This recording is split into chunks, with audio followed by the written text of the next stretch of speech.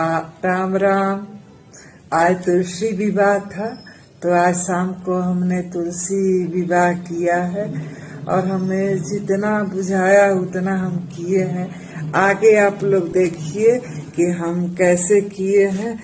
अगर कुछ कमी बेसी आपको दिखाई दे रहा है कि ये पूजा में होना चाहिए चाहे नहीं होना चाहिए, तो अगली बार से हम अपना वो चीज को पूरा करेंगे।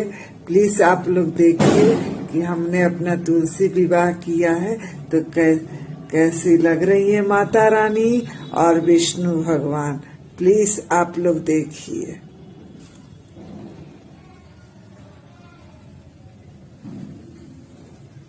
देखिए ये तुलसी माता है, ऐसा आप देख लीजिए। अपनी राय बताइएगा जरूर।